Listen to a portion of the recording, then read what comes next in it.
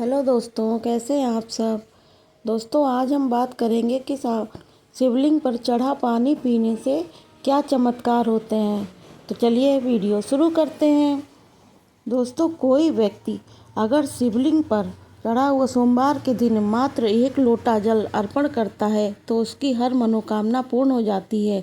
इसलिए आपको बताएंगे कि शिवलिंग पर जल चढ़ाने से क्या महत्व है, इसे पीना चाहिए कि नहीं पीना चाहिए। दोस्तों, जानकारी बहुत ही ज्ञानवर्धक है।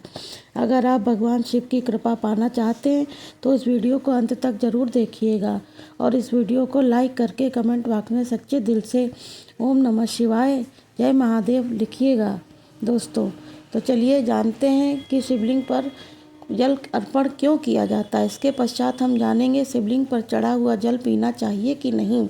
इसे जानकर आप अवश्य ही हैरान हो जाएंगे दोस्तों। इसलिए कह रही हूँ आपसे कि वीडियो के अंत तक आप ज़रूर देखिएगा। वेद पुराणों में कहा गया है कि भगवान शिव समुद्र मंथन के लिए निकले, जहाँ पर उन्होंने कलहट नाम के विष को अपने कंठ में धारण कर लिया था, जिसकी वजह से भगवान शिव का पूरा शरीर और मस्तिष्क में ज़्यादा गर्मी छा गई थी, जिसे कम करने के लिए देवताओं ने शिव जी के ऊपर कई प्रकार की जड़ी बूटियों से युक्त जल डाला था। इसलिए वेद पुराणों में गर्मी को कम करने के लिए भगवान शिव के ऊपर जल और दूध अर्पण किया जाता है।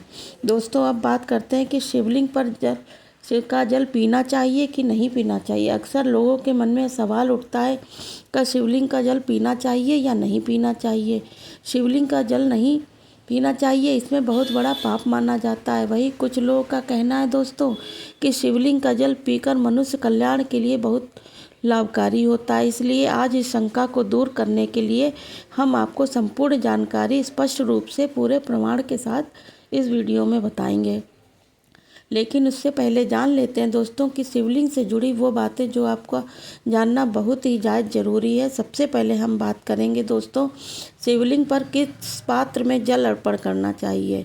तो दोस्तों, भगवान भोलेनाथ की कृपा आप पर बनी रहे, उससे भगवान शिव कभी आपसे ना रूठें। इसके लिए आप जब भी शिवलिंग पर जल चढ़ाएं तो उसे आप तांबे या चांदी, कांसे, इन सभी पात्र से भगवान शिव के ऊपर जल अर्पित कर सकते हैं।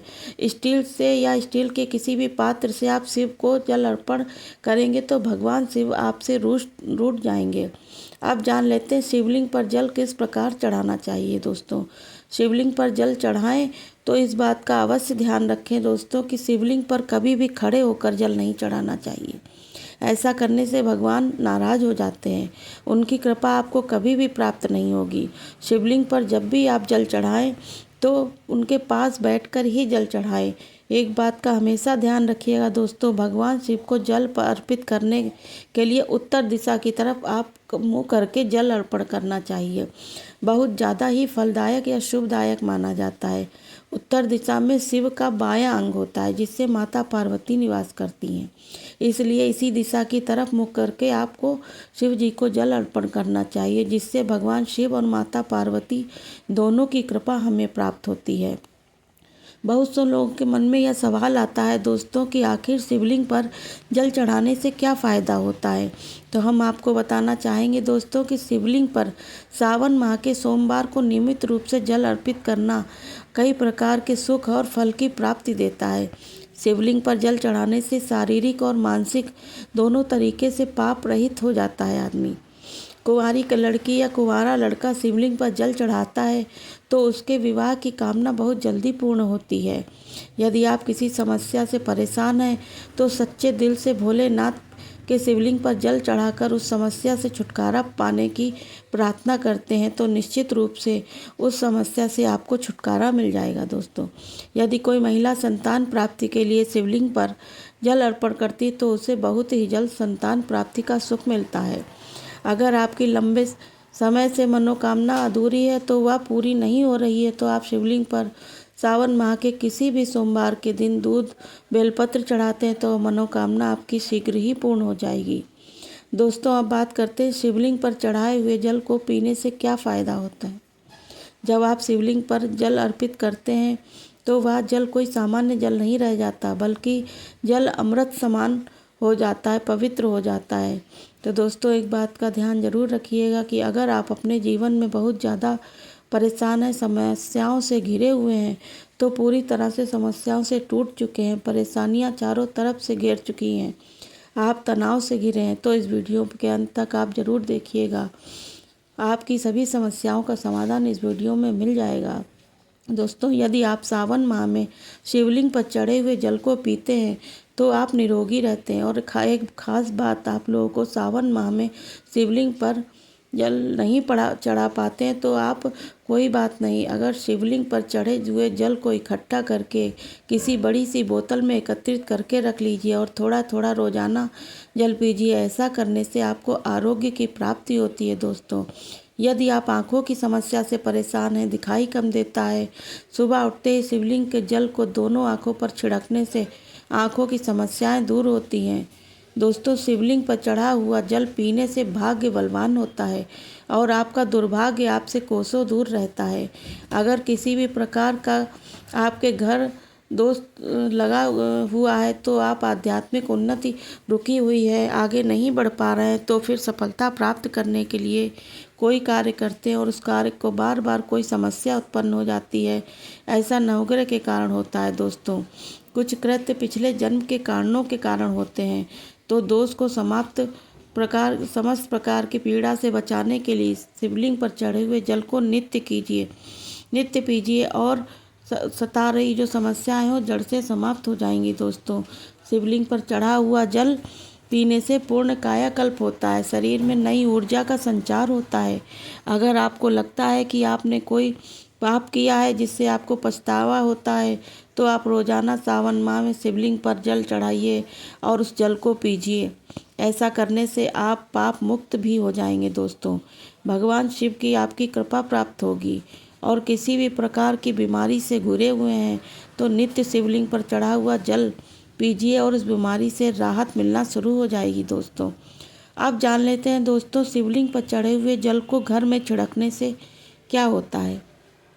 यह बात भी जानना जरूरी है दोस्तों कि शिवलिंग पर चढ़े हुए जल को यदि आप घर में छिड़कते हैं तो घर से गरीबी, दुख, दर्द, शोक आदि इन सभी चीज़ों का नाश होता है। लंबे समय से गरीबी से परेशान हो चुके हैं तो गरीबी, दरिद्रता पीछा छोड़ने का नाम नहीं ले रही है। घर में दुख का माहौल बना रहता है। इन सब का नाश घर में जल छिड़कने से मात्र से ही हो जाता है। दोस्तों, यदि आप चाहते हैं घर में स्थायी रूप से माता लक्ष्मी का वास बना रहे तो नित्य पूजा करने के बाद घर में शिवलिंग पर चढ़े हुए जल को जरूर छिड़कें और साथ में इसका लोवान या धूप का धुआं भी पूरे घर में जरूर दिखाना चाहिए। इससे घर में स्थायी लक्ष्मी का वास होता है और माता अन्नपूर्णा का भंडार भरा रहता है। दोस्तों, शिवलिंग पर चढ़े हुए जल का पानी घर में छिड़कने पर घर का माहौल तीर्थ जैसा पवित्र हो जाता है। घर में रहने वाले सभी लोगों का जो आचरण व्यवहार होता है वह बहुत ही सुंदर हो जाता है।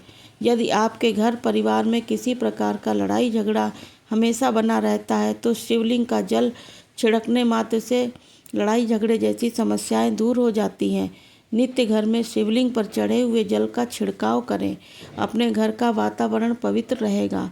शिवलिंग का जल घर में छिड़कने से सभी प्रकार के वास्तु दोष समाप्त हो जाते हैं। दोस्तों, यदि अगर आपको ऐसा लगता है कि आप घर में धन रुकता है या फिर आपके घर में नाना प्रकार के भयंकर दोष, पितृ दोष नजर आते हैं, काल सर्प दोष, मंगल जैसी समस्याएं हैं, तो शिवलिंग पर चढ़े हुए जल को घर में छिड़कने पर यह सभी वास्तु दोष दूर हो जाते हैं। आइए जान लेते हैं शिवलिंग पर चढ़े हुए जल को घर में रखने से क्या क्या फायदे होते हैं।